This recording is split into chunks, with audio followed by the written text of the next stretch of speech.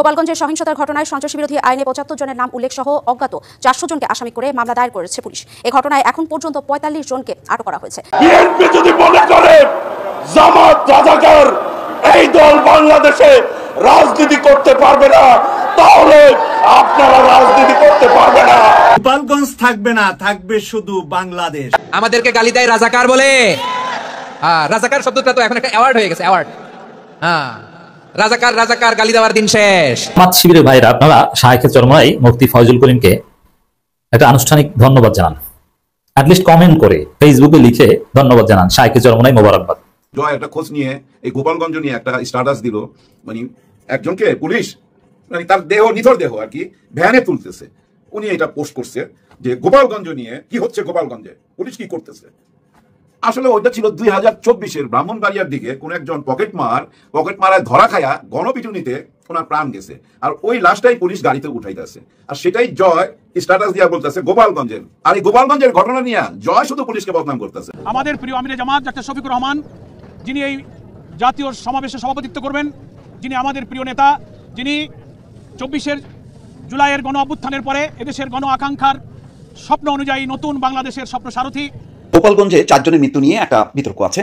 এই মৃত্যু ব্যাপারে কেন সরকার দায় দায়িত্ব নিচ্ছে না, কেন বলছে না? আসসালামু আলাইকুম রহমতুল্লাহ। প্রিয় দর্শক শ্রোতা, আশা করি সকলে ভালো আছেন, আলহামদুলিল্লাহ। প্রিয় দর্শক শ্রোতা, আপনারা ভিডিওর শুরুতে ভিডিওর বিশেষ কয়েকটা অংশ দেখলেন, অবশ্যই আপনারা বুঝতে পারছেন যে আসলে কতটা গুরুত্বপূর্ণ নিউজ হতে চলেছে। প্রিয় দর্শক শ্রোতা, অবশ্যই আপনারা ভিডিওটি না টেনে সম্পূর্ণ দেখবেন, তাহলে আপনারা সম্পূর্ণ বিষয়গুলো বিস্তারিত জানতে পারবেন। চলুন আর কথা না বাড়িয়ে একটি লাইক দিয়ে আমরা ধারাবাহিকভাবে একে একে সম্পূর্ণ নিউজগুলো দেখে আসি। চলুন। জামাত শিবিরের ভাইরা আপনারা শায়েখে চরমনাই মুফতি ফয়জুল করিমকে একটা আনুষ্ঠানিক ধন্যবাদ জানান, অ্যাটলিস্ট কমেন্ট করে ফেসবুকে লিখে ধন্যবাদ জানান শায়েখে চরমনাই মোবারকবাদ।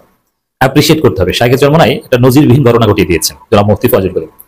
জামাত ইসলামীর পক্ষে এমন একটা জোরালো অবস্থান নিয়েছেন যে শায়েখে চরমনাইয়ের ইতিহাসে এত বড় অবস্থান কোনোদিন নেননি।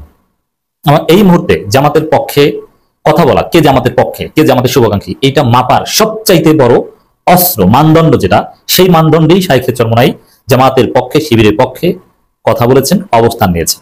অসাধারণ, মোবারকবাদ জানান তাকে। অতীতের তিক্ততা সব ভুলে যান। সৈয়দ রেজাউল করিমের সাথে এমনিতেই জামাতের তিক্ততা ছিল না, ভালো সম্পর্ক ছিল। শায়েখে চরমনাইয়ের প্রতি জামাত শিবির চরম ক্ষুব্ধ ছিল। জাস্ট ফরগেট অ্যান্ড ফরগিভ, ওগুলো সব বাদ, সামনে এগিয়ে যান। জামাত চরমনাই দুটো রাজনৈতিক দল, আকিদা অমুক তমুক মাসালা ওগুলো একদম ভুলে যান, ওগুলো যার মাসলাক সে ফলো করুক। রাজনীতিতে তাদের কাঁধ মিলিয়ে সামনে এগিয়ে যেতে হবে। শায়েখে চরমনাই এখন জামাত নেতাদের সাথে স্টেজ শেয়ার করেন, তিনি আগের বক্তব্য চেঞ্জ করেছেন, সব ঠিক আছে, অসাধারণ। তো দর্শক, এই সময় জামাতের পক্ষে জোরালো ভূমিকা বলতে কি বোঝায়? জামাতের বিরুদ্ধে নতুন শাহবাগ কায়েম হতে যাচ্ছে, আর এই শাহবাগ করছে বিএনপি। এই যে জামাত নেতাদের ফাঁসি দেওয়া, নিষিদ্ধ করা, নিবন্ধন বাতিল করা, জামাতের লোকজনকে গণহত্যা করা, গুম করা, হাত পা ভেঙে দেওয়া, চোখ উপড়ে ফেলা, ছাদ থেকে মেরে লাথি দিয়ে ফেলে দেওয়া, এই যে ডিহিউম্যানাইজেশন বাংলাদেশে, এটা হয়েছে কিভাবে? শাহবাগের মাধ্যমে। শাহবাগ জামাতকে এই জায়গায় এনেছে 13 সালের ইমরান সরকারদের শাহবাগ। এই জন্য সব ফেসিজমের গোড়া কিন্তু শাহবাগ। সেই শাহবাগ পরাজিত হয়েছে, কিন্তু শাহবাগ 2.0, বাংলাদেশ 2.0 হয়েছে, এখন শাহবাগ 2.0 কায়েমের চেষ্টা চলছে। সেটা বিএনপির ছাত্রীগুলো করার চেষ্টা করছে। বামপন্থী বিএনপি বা এই কথিত 71বাদী বিএনপি, যারা কখনো জিয়াউর রহমান কিংবা খালেদা জিয়ার আদর্শ নয়, তারা এই শাহবাগ 2.0 কায়েম করার চেষ্টা করছে। যেমন ফজু পাগলা, রুমিন ফারহানা, শাহেদ আলম, মানে এই টাইপের কিছু ছাত্রী, এরা শাহবাগ 2.0 কায়েম করছে। ওয়াহিদুজ্জামান, এদের কথাবার্তা কতটা নোংরা, কতটা বিভৎস, এবং 13 সালের শাহবাগের সাথে কতটা মিল। এবং স্লোগান দেখেন, জামাত শিবির রাজাকার এই মুহূর্তে বাংলা ছাড়, এই স্লোগান বিএনপি দিচ্ছে। পিন্ডিজা, কত কিছু। ছাত্রদল সভাপতির বক্তব্য শুনেছেন, কতটা নোংরা, শিবিরকে মারার হুমকি দিচ্ছে। যারা জিয়াউর রহমানের কিংবা তারেক জিয়ার সমালোচনা করবে, তাদেরকে হত্যা করার হুমকি দিচ্ছে বিএনপির লোকজন। কেন্দ্রীয় নেতারাও বলছে, আমরা দেখে নেব, পরিণতি ভালো হবে না। তারেক রহমানের সমালোচনা করা গণতন্ত্র যারা করে, তারা গণতন্ত্রের শত্রু। মির্জা ফখরুল বলছেন, এটি হচ্ছে শাহবাগ 2.0। এই জায়গাটায় জামাতের পক্ষে ভূমিকা নেওয়ার অর্থ হচ্ছে, আপনি জামাতের বিরুদ্ধে শাহবাগ কায়েম করার চেষ্টা হচ্ছে, এই শাহবাগের বিরুদ্ধে আপনি অবস্থান নেবেন। কারণ এই শাহবাগের আঘাত সবার উপরে আসবে, প্রথমে ধরবে জামাতকে, তারপরে সবার উপরে আসবে। এই জন্য শাহবাগ 2.0 যেটা সম্ভব, এর বিরুদ্ধে অবস্থান নেয়। শাহবাগ 2.0 দাঁড়ানোর আগে কোমর ভেঙে দেওয়াটাই হচ্ছে আসল রাজনীতি, দূরদর্শী রাজনীতি। এবং এটা করতে হলে আপনাকে জামাতের পক্ষে প্রথম দাঁড়াতে হবে, তারপর নিজেদের জন্য দাঁড়াতে হবে। কারণ ওই যে 13 সালে শাহবাগ প্রথমে জামাতকে ধরেছে, নবী রাসূল থেকে শুরু করে তারপর সবাইকে ধরেছে। এবার যে 90 Shahbag, same thing will happen. শায়েখে চরমনাই দূরদর্শী রাজনীতিবিদ, স্পষ্টবাদী রাজনীতিবিদ, তিনি বিষয়টা হয়তোবা উপলব্ধি করেছেন, যার ফলে এই নব্য শাহবাগের বিরুদ্ধে শায়েখে চরমনাই একদম ক্লিয়ার কাট। যে স্লোগানে আওয়ামী লীগ ধ্বংস হয়েছে, বিএনপি সেই পথে হাঁটছে। ফয়জুল করিম, শেখ হাসিনা ছাত্র জনতাকে রাজাকার বলে গালি দিয়েছিল, পরে তাকেই দেশ ছাড়তে হয়েছিল। এখন যারা একইভাবে রাজাকার বলে গালি দিচ্ছে, ভবিষ্যতে জনগণ তাদেরও প্রত্যাখ্যান করবে। শরীয়তপুর পরিবহনে বিএনপির 5 কোটি টাকা চাঁদাবাজি, আর এই চাঁদাবাজি নিয়ে রিপোর্ট করেছেন বিবিসির নিউজে। বিবিসি থেকে আজকে আপনাদের সাথে কিছু নিউজ শেয়ার করব এই ভিডিওতে। ঢাকার যাত্রাবাড়ি থেকে শরীয়তপুর রুটের এই পরিবহন কোম্পানির কাছে 5 কোটি টাকা অথবা মাসে 10 লাখ টাকা চাঁদা দাবির অভিযোগ ওঠে চলতি মাসে। টাকা না পেয়ে পরিবহনের বেশ কটি গাড়ি ভাঙচুর হয়েছে। 3-4 দিন যাত্রাবাড়ি থেকে এই বাস চলাচলও বন্ধ ছিল। প্রতিদিন 500 করে টাকা দিত, এখন আমরা বর্তমানে আজকে 4 দিন ধরে কোনো টাকা দিই। আমরা চাঁদাবাজ মুক্ত বাংলাদেশ চাই, সে যে দলের হোক, আমরা তাদেরকে আমরা আইনের আওতায় দেখতে চাই। এই পরিবহন প্রিয় দর্শক, আপনারা শুনতে পেয়েছেন যে এখানে বিবিসির রিপোর্টারকে একজন পরিবহন শ্রমিক বলছে যে 5 কোটি টাকা সর্বপ্রথমে চাঁদা দাবি করা হয়েছে, এরপরে মাসে 10 লাখ টাকা, এরপরে প্রতিদিন 500 টাকা করে প্রত্যেকটা বাস থেকে নেওয়া হচ্ছে। এটা একজন শ্রমিকের মুখের কথা এবং সাংবাদিকের মুখের কথা আপনারা শুনলেন। আমরা আজকে এই রিপোর্টার ভিতরে আরো কিছু নিউজ আছে, আমরা নিউজগুলা তুলে ধরছি আপনাদের সামনে। বিএনপি নেতার বিরুদ্ধে অভিযোগ আসায় যুবদল থেকে তাকে বহিষ্কার করা হয়েছে। সারা দেশে 5 আগস্টের পর এরকম চাঁদাবাজি এবং আধিপত্য বিস্তারকে ঘিরে সমালোচিত হচ্ছে বিএনপি। সম্প্রতি ঢাকার মিটফোর্ড এলাকায় এক ব্যবসায়ীকে প্রকাশ্যে হত্যা করার ঘটনা সামনে আসায় সারা বাংলাদেশে তোলপাড় সৃষ্টি হয়েছে। বিএনপি তার অঙ্গ সংগঠনের অন্তত 5 জনকে বহিষ্কার করেছে এই ঘটনায় সংশ্লিষ্টতার অভিযোগে, এবং বিএনপি দাবি করছে যে এই ঘটনার পর পরিকল্পিতভাবে বিএনপিকে চরিত্র হননের চেষ্টা করা হচ্ছে। যদিও 5 আগস্টের পর থেকে বিভিন্ন চাঁদাবাজি দখলের ক্ষেত্রে বিএনপির বিরুদ্ধে ব্যাপক অভিযোগ সামনে এসেছে। বাংলাদেশে গত 11 মাসে বেশিরভাগ চাঁদা। প্রিয় দর্শক, আমরা এখানে রিপোর্টে দেখতে পাচ্ছি যে বাংলাদেশের বিভিন্ন জায়গায় চাঁদাবাজির জন্য বিএনপিকে দায়ী করা হচ্ছে এবং বিএনপিকে এই দায়ী মুক্ত করার জন্য এখানে কথা বলেছেন গয়েশ্বর চন্দ্র রায়। সেখানেও আমরা আপনাদের সামনে গয়েশ্বর চন্দ্র রায় কি বলেছেন সেটাও আমরা এই রিপোর্টে তুলে ধরবো। আমরা এখন একজন বিশ্লেষকের আলোচনা তুলে ধরবো। বিবিসিকে একজন রাজনৈতিক বিশ্লেষক কিভাবে বলছেন। বিএনপি মনে করতেছে তারা 17 বছর খাইছে, আমরা খাবো না, এবং ক্ষেত্র বিশেষে আমরা দেখি যে দলের কেন্দ্রীয় নেতারা এই ধরনের ইন্ধন। এই কথাগুলো বলছেন ডক্টর সাব্বির আহমেদ, রাজনৈতিক বিশ্লেষক, বিবিসি নিউজ বাংলায়। আমরা ওনার কাছ থেকে, ওনার মুখ থেকেই আপনারা কথাগুলো শুনুন। আওয়ামী লীগ 17 বছর খাইছে, আমরা খাবো, এবং তোরা সাবধানে চাঁদাবাজি করবি। দলের কেন্দ্রীয় নেতাদের মুখ থেকে যদি এইসব কথা শুনি, তাহলে তো সেই দলের অবস্থান তো ভয়াবহ। 5 আগস্ট আওয়ামী লীগের পতনের পর থেকে সারা দেশে বিএনপি লোকদের ক্ষমতা ও প্রভাব স্পষ্ট। বিএনপি আপনারা রাজনৈতিক বিশ্লেষক সাব্বির আহমেদের মুখ থেকে, ডক্টর সাব্বির আহমেদের মুখ থেকে কথা শুনছিলেন। আমরা আপনাদেরকে নিয়ে যাচ্ছি জনগণ, বিএনপির নারীরা পর্যন্ত এই চাঁদাবাজির বিরুদ্ধে কিন্তু মিছিল, মিটিং, এবং তারা দাবি করছে যে এখানে আওয়ামী লীগের লোকজন অনেক টাকা দিয়ে বিএনপির বিভিন্ন পদ কিনেছে। তারা এই পদগুলা কিনে বিএনপির বদনামি করার জন্য, বিএনপিকে ধ্বংস করার জন্য এই কাজগুলা চালিয়ে যাচ্ছে। তাহলে আওয়ামী লীগের লোকজনে কিভাবে বিএনপি থেকে বিভিন্ন পদ পদবি কিনে বিএনপির নেতৃত্বে আসছে, এবং সেই কারণে খুব প্রকাশ করছে খুদ বিএনপির নারী এবং পুরুষ নেতাকর্মীরা। অনেকেই বিষয়টি নিয়ে হতাশা জানান। তৃণমূল নেতাকর্মীদের অভিযোগ, দলের মধ্যে অনুপ্রবেশকারী ঢুকেছে, আশ্রয় প্রশ্রয়ও পাচ্ছে। আজকে নতুন কোন লোক ঢুকানোর কারণে আমাদের দলের বদনাম হইতেছে। তো টাকা দিয়ে যদি আমি কাউকে ঢুকাই, তাহলে সে তো দলকে ভালোবাসবে না, সে তো দলের বদনাম করবে, আমাদের কটূক্তি করছে, আমাদের উপর চ্যালেঞ্জ ছুড়ে দিচ্ছে, আমাদের নিয়ে মিথ্যাচার করছে। এই যে একটা পরিস্থিতি, এই পরিস্থিতি থেকে বাংলাদেশ এবং জাতীয়তাবাদের কর্মী হিসেবে আমরা পরিত্রাণ চাই।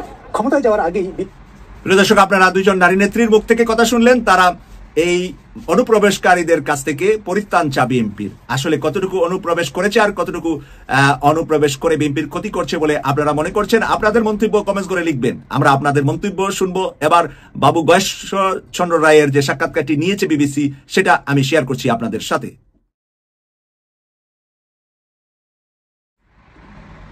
বিএনপির কেন্দ্রীয় নেতা গয়েশ্বর চন্দ্র রায়ের ব্যাখ্যা এরকম: আমি আমার সম্পদটা এতদিন চাইতে পারি না, এখন আমি আমার সম্পদটাকে কখনো প্রশাসনের মাধ্যমে, অথবা তারা নাই তাই আমি আমারটা আমি পেলাম, এটাকে দখলবাজি তো করে না। আরেকটা জিনিস হলো যে আমরা যতগুলি লোকটাকে বহিষ্কার করলাম, হয়তো আমরা বিশ্বাস করছি তার বিরুদ্ধে অভিযোগগুলি সত্য। আজকে প্রশাসন কি তাদেরকে আইনের আওতায় নিচ্ছে? কেন নেয় না? আমি তো সরকারে নেই, কারো পারসেপশন বিরুদ্ধে ক্ষমতায় এসে গেছে, এটা তো ঠিক না। কিন্তু আবার কারো পারসেপশন ক্ষমতা চালাইতেছে এনসিপি আর জামাত। এদিকে ক্ষমতায় আসার আগেই বিএনপির রাজনৈতিক পরিচয় নানা রকম কর্মকাণ্ডে দলের একটি অংশ বিব্রত। ব্যক্তিগত প্রিয় দর্শক, বাবু গয়েশ্বর চন্দ্র রায়ের বক্তব্যটা আপনারা শুনলেন যে তিনি বলছেন কারো কারো কথাবার্তা বোঝা যায় যে বিএনপি ক্ষমতায় চলে আসছে, আবার কারো কারো কথাবার্তা থেকে উনি বুঝতে পারেন যে বর্তমান সময়ে রাষ্ট্র পরিচালনা করছে এনসিপি আর জামাত। এই নিয়ে আপনাদের মন্তব্য আপনারা লিখবেন, আমরা এই রিপোর্টে আরো কিছু অংশ আপনাদের সাথে শেয়ার করছি। এই রিপোর্টটির সর্বশেষ সাক্ষাৎকার নিয়েছেন মাহেদী আমিন, তারেক রহমানের উপদেষ্টা। মাহেদী আমিন আপনারা যারা রাজনীতি করেন আমি আশা করছি যে অনেকেই চিনেন। ওনার সাক্ষাৎকারে উনি কি বলছেন সর্বশেষ রিপোর্টের অংশটা আপনাদের সামনে তুলে ধরলাম। আমার অনেক অভিযোগ রয়েছে যেগুলো অপপ্রচার, যেগুলো ষড়যন্ত্র, যেগুলো অতিরঞ্জিত। এই বিশাল সাংগঠনিক কাঠামো যেখানে আমাদের 60 লক্ষ নেতাকর্মীর বিরুদ্ধে শুধু মিথ্যা মামলাই হচ্ছে, 6 million is a staggering number. তার মাঝে একটা সার্টেন কিছু মানুষ হয়তো অপকর্মের সাথে জড়িত, তাদের প্রত্যেকের বিরুদ্ধে সাংগঠনিক ব্যবস্থা নিচ্ছে এবং এর পাশাপাশি আইন শৃঙ্খলা বাহিনী থেকে আমাদের বারবার আহ্বান জানানো হচ্ছে যে ওনারা ওনাদের যে ব্যবস্থাটুকু নেয় সেটা যেন নেয়। প্রিয় দর্শক, আমরা অনুষ্ঠানের বিশেষ বিশেষ অংশগুলা, নিউজের বিশেষ কথাগুলো আপনাদের সামনে তুলে ধরেছি। ম্যাক্সিমাম নিউজটাই আপনারা এই ভিডিওতে কি আলাপচারিতা হয়েছে, জনগণ কি বলছে, বিশেষ করে বিএনপির নেতাকর্মীরা কি বলছে তাও শুনলেন এবং বিশ্লেষকদের কথাও শুনলেন। এর থেকে আপনাদের মূল্যায়ন করবেন। আমাদের প্রিয় আমিরে জামাত ডাক্তার শফিকুর রহমান, যিনি এই জাতীয় সমাবেশে সভাপতিত্ব করবেন, যিনি আমাদের প্রিয় নেতা, যিনি 24 জুলাইয়ের গণ অভ্যুত্থানের পরে এদেশের গণ আকাঙ্ক্ষার স্বপ্ন অনুযায়ী নতুন বাংলাদেশের স্বপ্ন সারথী, যিনি জাতীয় ঐক্যের ডাক দিয়ে একটি কল্যাণ রাষ্ট্র গঠনের লক্ষ্যে গোটা জাতিকে ঐক্যবদ্ধ হওয়ার আহ্বান জানিয়েছেন, তিনি আগামীকালকের এই সমাবেশে সভাপতিত্ব করবেন।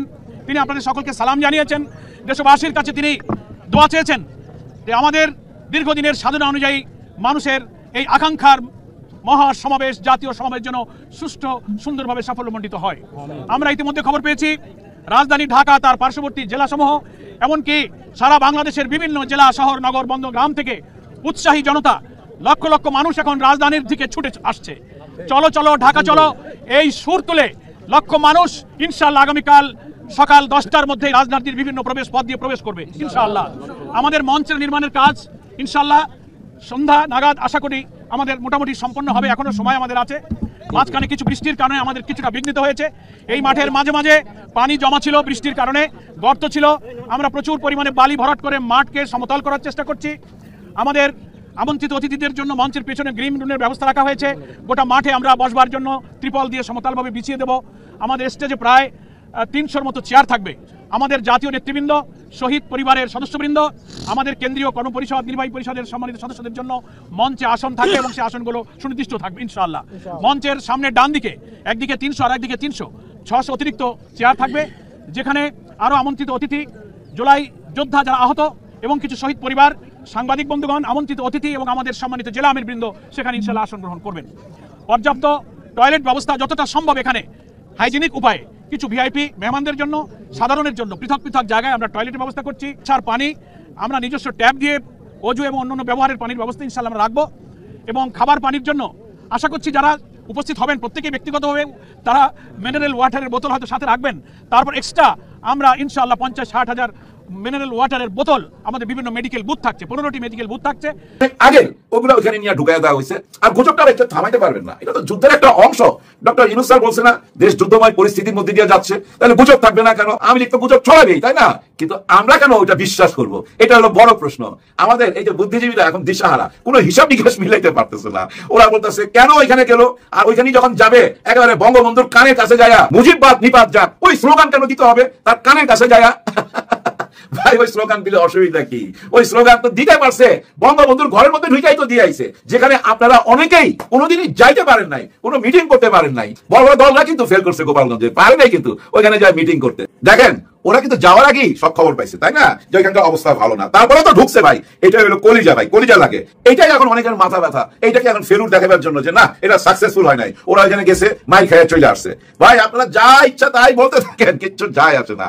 ওদের কাজ ওরা করে যাচ্ছে, এদিকে সরকারের কাজ সরকার করতেছে। এই যে দেখলেন না 22 ঘন্টা কারফু দিয়া কি পেদানিটা দিছে, আরে বাপরে বাপ, চাই পায়ে হারা গেছে, চাই পায়ে। হ্যাঁ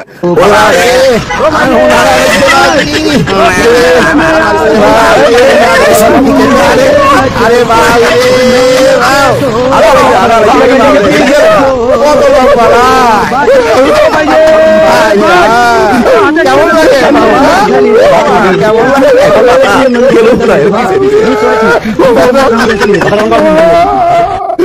চার পায়ে কোন পশু হাঁটে এটা তো আপনারা ভালোই জানেন, বুঝছেন? ওই চার পায়ে হাঁটাইতেছে। আসলে গোপালগঞ্জবাসী কিন্তু অন্যরকম রাজনীতি করতে পারতো। ওরা একটা মনো মিছিল বাই করে দেখাই দিত, যেটা গত 10 মাস বা 11 মাসে আমরা দেখি নাই কোথাও আওয়ামী লীগের তেমন বড় মিছিল। ওই ফুটফাট বাইর হয় আবার পালাইয়া যায়। ওরা ওইখানে গোপালগঞ্জে একটা মিছিল বাই করতে পারতো, নীরব মিছিল। এবং ওরা যদি বাধা না দিত এনসিপি কে, ওদের ইমেজটা কিন্তু ফিরা পাইতো। এখন কি দাঁড়াইলো, যে তারা 16 বছর যেভাবে দেশ চালাইছে ঠিক ওই কাজটাই করছে গোপালগঞ্জে। দর্শক শ্রোতা, আপনারা তো একা একা সম্পূর্ণ নিউজগুলো দেখলেন, অবশ্যই আপনারা বুঝতে পারছেন যে বর্তমান কি অবস্থা। এবার আপনাদের কি মূল্যবান মতামত অবশ্যই কমেন্টে জানিয়ে দিবেন।